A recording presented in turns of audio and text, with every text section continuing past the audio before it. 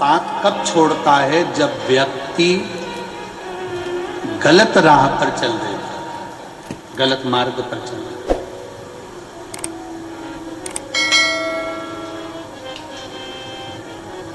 जब वो गलत मार्ग की ओर बढ़ता है, परमात्मा साथ छोड़ देता।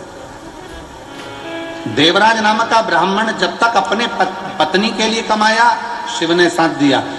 देवराज नाम का ब्राह्मण जब तक अपने बच्चों के लिए कमाया, शिव ने साथ दिया।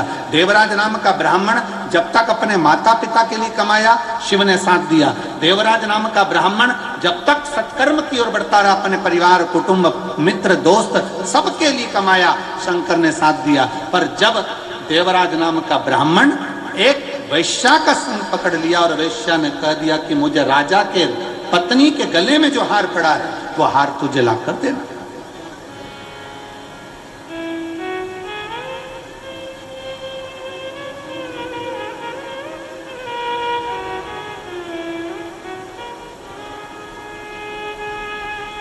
एक गलत स्त्री का संग। और हमने पहले भी कथा में कहा है, ध्यान लगाकर सुनिएंगे तो स्मरण में रहेगा। पराया धन और पराई स्त्री, पराया धन और पराई स्त्री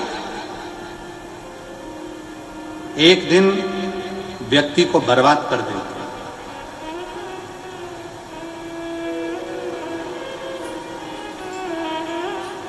पराया धन और पराई स्त्री एक दिन बर्बादी के सिरे पर ले जाकर छोड़ देती।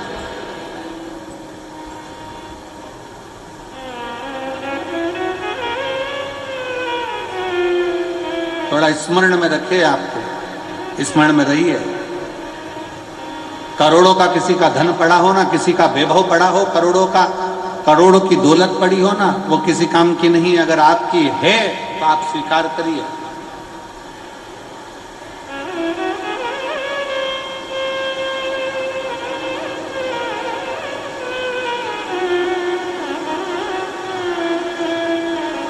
हर हर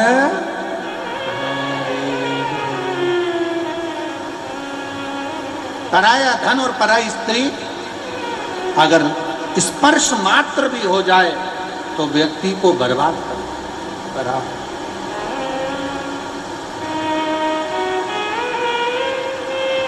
देखिए, बहुत तेज जलवृष्टि है और निवेदन है, पंडालों में जहां जगह हो, पीछे के टेंट ऑन खाली कर पंडालों में जहां जहां जगह हो, वहां पर बैठने का प्रयास करिए। पंडालों के अंदर जहां जहां जगह हो, वहां बैठने का प्रयास करिए। पानी बहुत तेज है। और शंभु शरणे पड़ी, मांगू घड़ी रे घड़ी, दुख काटो दया करी दर्शन आपो। शंभु शरण पड़ी, मांगो घड़ी रे घड़ी, दुख काटो दया करी दर्शन आपो। शरण पड़ी, मांगो घड़ी घड़ी, दुख काटो दया करी दर्शन आपो। शंभो शरण पड़ी, मांगो घड़ी रे घड़ी, दुख काटो दया करी दर्शन आपो।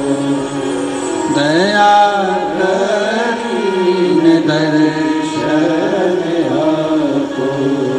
शिव कथा कह रही है, भगवान शंकर का चरित्र कह रहा है, शिव महापुराण कथा वर्णन कर रही है। पर धन और पर नारी,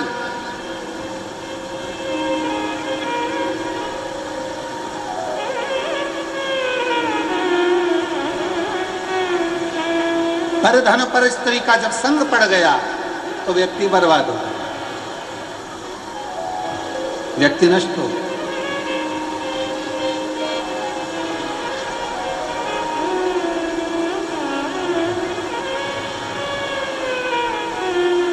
और देवराज के साथ में यही हुआ।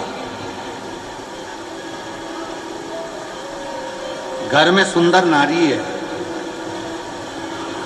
घर में सुंदर बच्चे हैं, घर में बुजुर्ग माता पिता हैं,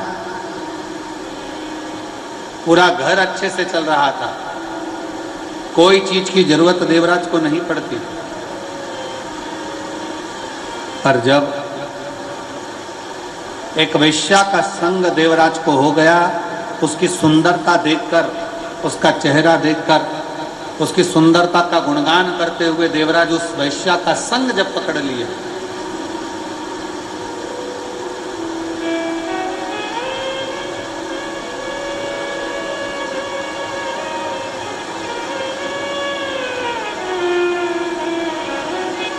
फिर निवेदन है, जो लोग छोटे पंडालों में हैं उनसे निवेदन है बड़े पंडालों में आ जाए। पानी बहुत तेज है और जहाँ जहाँ जगह मिलती जाए वहाँ आप लोग आनंद से विराजमान हो, बैठें, क्योंकि जलवृष्टि बहुत तेज है, उसका स्मरण आप लोग रखें।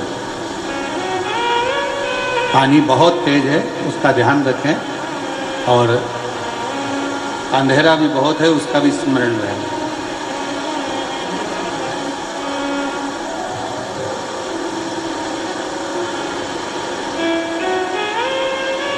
घर में सुंदर नारी है, घर में सुंदर स्त्री है, घर में सुंदर बच्चे हैं, विद्वान बच्चे हैं, घर में बुजुर्ग माता पिता है, पर देवराज नाम का ब्राह्मण एक गलत स्त्री के चक्कर में, गलत नारी के चक्कर में पड़ गया।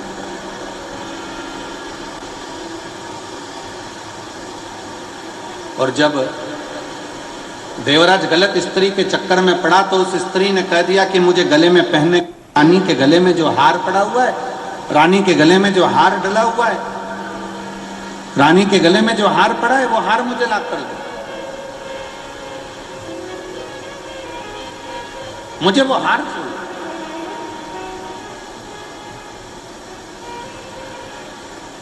सुना देवराज, अभी तक देवराज ने कभी भी चोरी नहीं करी, देवराज ने कभी गलत कर्म नहीं करा था, गलत कृत्य नहीं करा था। केवल एक स्त्री के चक्कर में पड़कर, एक नारी के चक्कर में पड़कर, एक पर स्त्री के चक्कर में पड़कर देवराज ने चोरी का क्रम पहली बार प्रारंभ करा और चोरी करने के लिए राजभवन में पहुंच गए।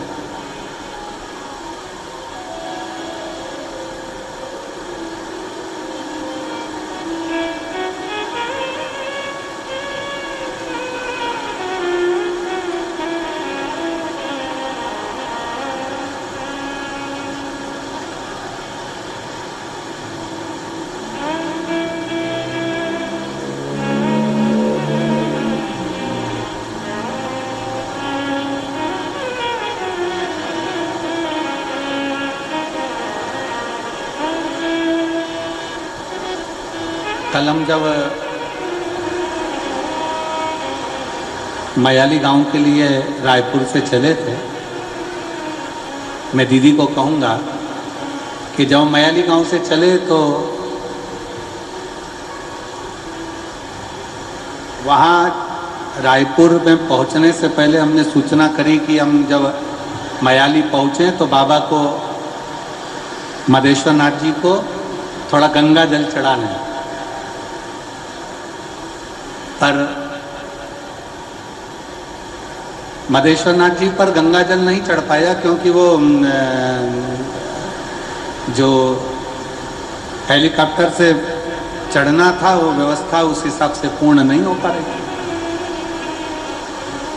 अब हमारे साथ में माननीय स्वास्थ्य मंत्री जी थे, दीदी, तो वो स्वास्थ्य मंत्री जी बोले, गुरुजी गंगा जल तो साथ में है पर शंकर जी को चढ़ नहीं पा रहा। तो हमने उनसे कहा कि अब बाबा को गंगा जल कल कथा के समय पर ही चढ़ जाए।